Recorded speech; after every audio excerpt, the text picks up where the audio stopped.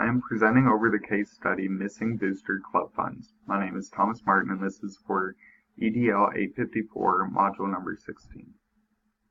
A brief summary of the case study is, many factors involved in the scenario of the missing Booster Club funds lead one to believe that the money was taken by Mrs. Bowman due to the school not satisfying her request of having the PTA sponsor her daughter's New York trip.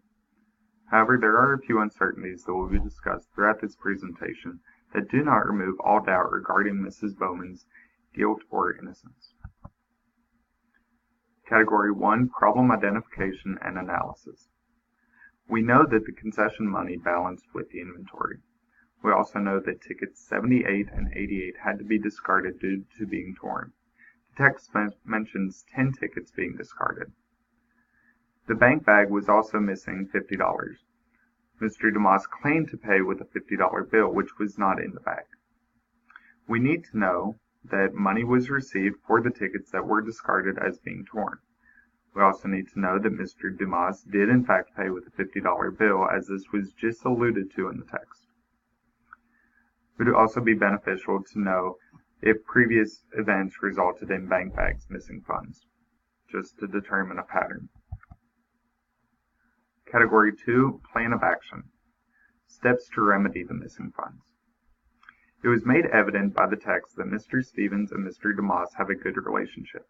Therefore, I would begin by asking Mr. Dumas to verify that he did in fact pay for the ticket with a $50 bill, as this could easily be verified by him since he had just cashed his paycheck. I would approach Mrs. Bowman and notify her that the bag was short $50. I would then ask her if someone else was with her when she counted the bag. Finally, I would ask her if she received funds for the discarded tickets. Category 3, Resolving Issues and Promoting Student Success.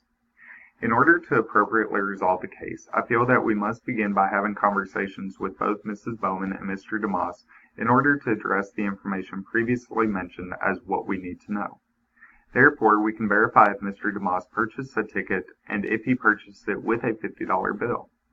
Then we can approach Mrs. Bowman with the knowledge that a $50 bill should have been in the cash bag and wasn't when it was given to the bank.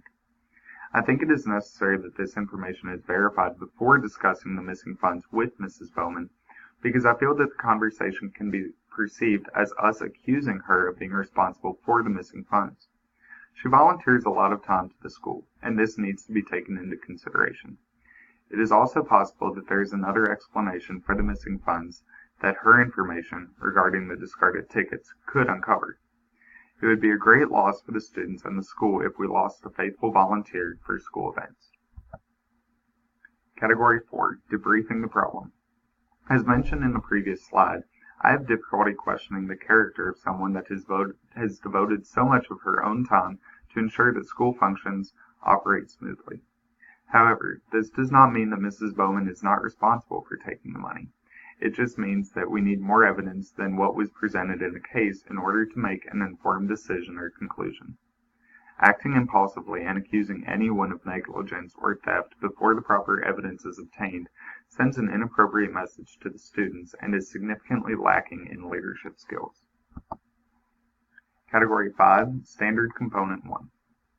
Effective and efficient management requires one to ensure that events operate smoothly. If something goes wrong or money goes missing, it is the responsibility of the administrator to adequately address the error and to prevent its future occurrence. Therefore, a thorough investigation must be conducted in order to properly address the incident. This will also give the administrator the knowledge base necessary to prevent this from happening again.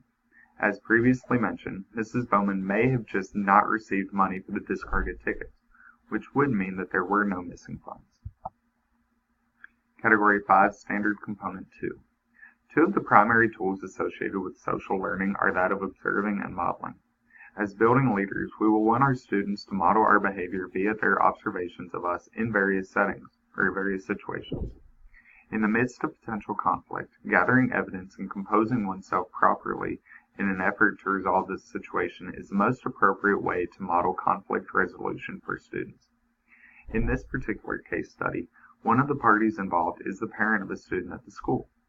If this matter is not handled properly, then it is likely that the student body will quickly become informed of any errors or improper interactions that occurred during the investigation. Category 5, Standard Component 3. The main academic lesson here is to use a scientific approach to addressing a problem in an effort to successfully remedy the problem. In this case, that requires obtaining the appropriate qualitative data regarding the missing funds via detailed recollections from both Mr. DeMoss and Mrs. Bowman. Only when the evidence and corroborating stories have been collected can we begin to hypothesize about the source of the error.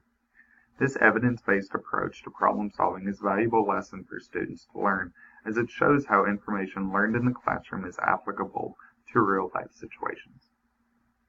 Thank you.